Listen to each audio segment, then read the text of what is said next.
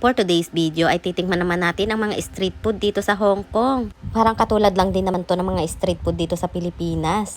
Pero titingnan lang naman natin kung may pagkakaiba ba sa lasa. Nandito tayo sa Owang ngayon, isa sa tindahan dito ng mga street food. Kung mapadpad kayo dito sa Hong Kong, try nyo din minsan yung mga street food nila dito. At ito na nga, titikman na nga namin itong nabili naming street food. Street food.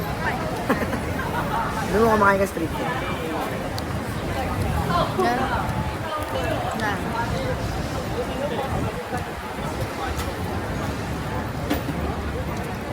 Sarap naman, kasi sobrang anghang. Grabe, nilagyan ko ng sauce, sobrang anghang. Nung nag-order kami, sinabi namin na huwag maanghang. Pero yung pinaglulutoan pala talaga nila is maanghang na. Brisket. For 11.